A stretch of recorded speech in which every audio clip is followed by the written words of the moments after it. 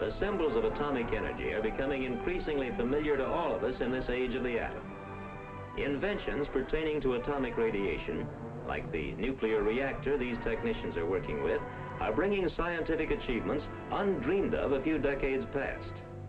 Particularly promising are the advances being made in the biological sciences through the application of the atomic elements made radioactive artificially in the nuclear reactor are frequently used as sources of such radiations. In the metal cylinder coming out of this nuclear reactor is one of these elements which has been bombarded and now contains a radioactive isotope. Such radioactive isotopes are among the newest tools to be applied to problems in biological research. Sometimes the scientist wishes to observe the effects of the radiations themselves. Alpha particles, beta particles, gamma rays, and neutrons are some of the most familiar kinds of radiation. Gamma rays are particularly useful in the study of living things.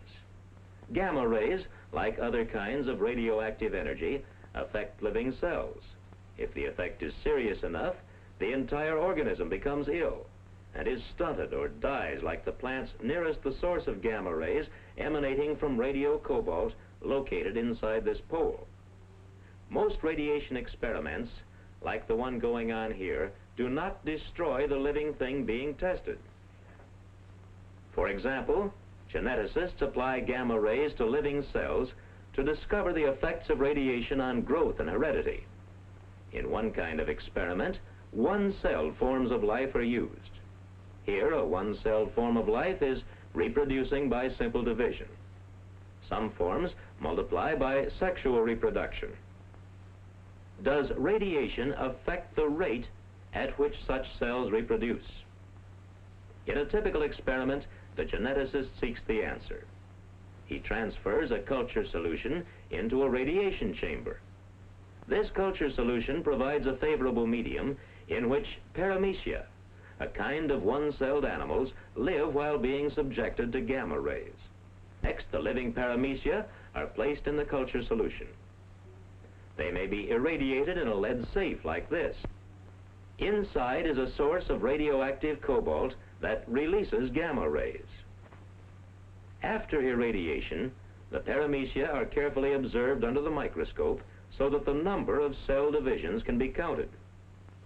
The geneticist finds that the irradiated cells do reproduce faster than cells that have not been irradiated.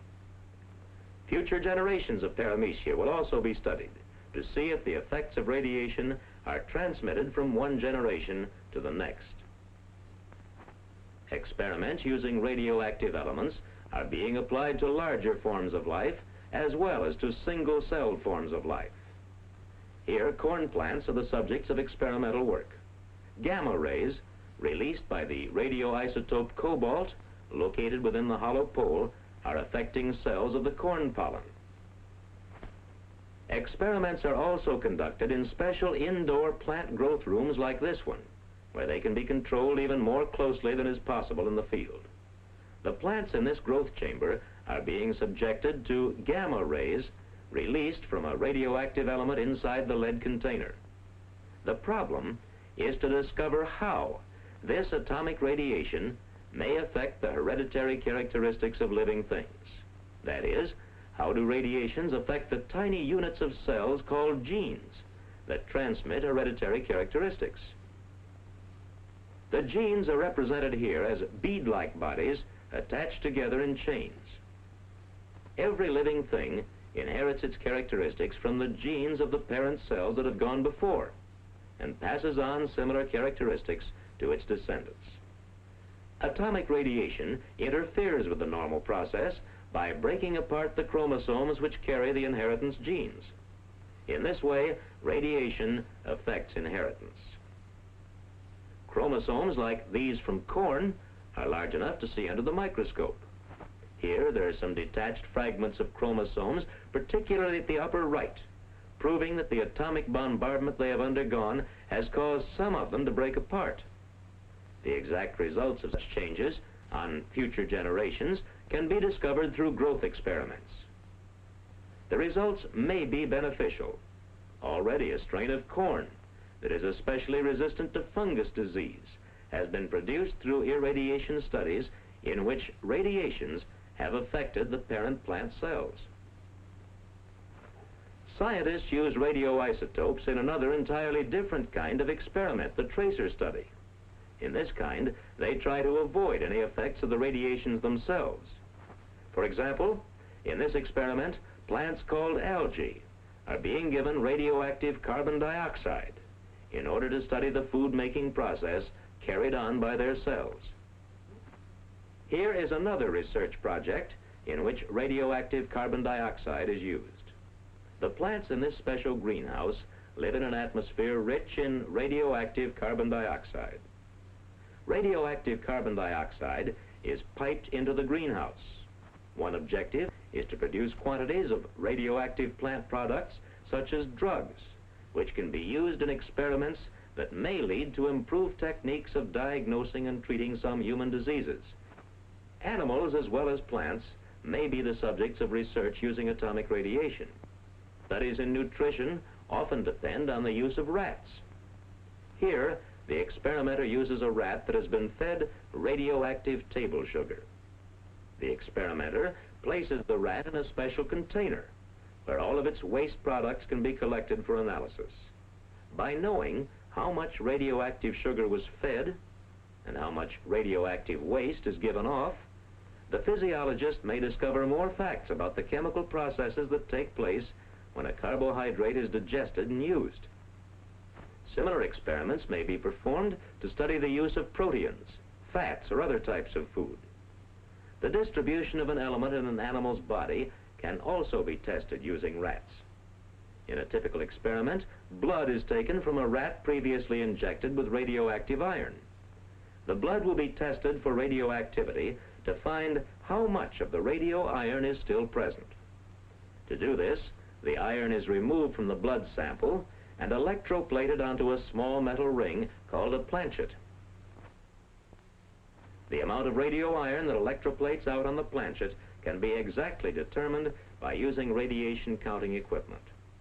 Based on such experiments, the dosages and techniques of using radio iron for treating disease may be perfected.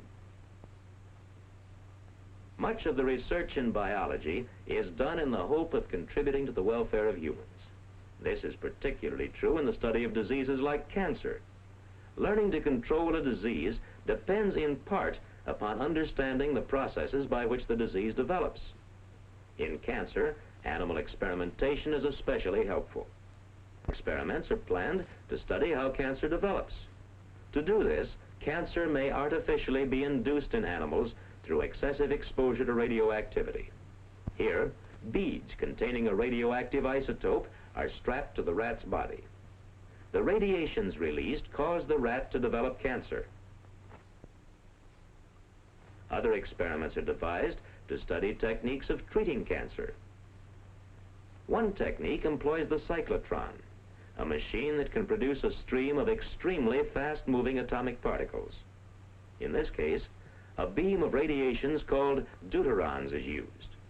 The treatment is given in a specially shielded room called a deuteron cave. The treatment depends upon focusing a narrow pencil-like stream of deuteron particles on the tumor. From time to time, the rat is turned so that the tumor is affected from different directions. The tumor receives a much larger amount of radiation than any of the surrounding tissue. In this way, the effects of radiations can be beneficial to the organism as a whole. Experiments of this type seem promising, but such treatments are not applied to humans until they have been thoroughly tested on animals. Radiobiologists use sources of radioactivity for internal human use as well as external use. Here, a liquid containing a radioactive isotope is being prepared for human use. Radioactive atoms in the solution will attack the cancer from within the body. Safeguards are continually being perfected to avoid damaging the healthy tissues of patients or those administering the treatment. Since atomic radiation improperly used may be extremely dangerous, much research has been done to discover the most effective protective measures. In league with physical scientists, biologists are learning how best to protect humans from dangerous amounts of radiation. Protective clothing, Barriers made of radiation-resistant materials, remote control equipment, and medical tests are some of the measures developed through experimentation to guard against harmful exposure.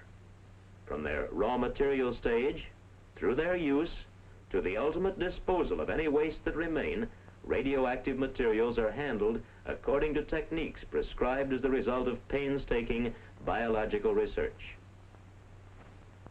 The future applications of atomic radiation can scarcely be imagined, but progress is being made and research is leading the way. And in this research, the biological sciences continue to take their place in the ongoing pattern of achievement by advancing man's understanding of life itself.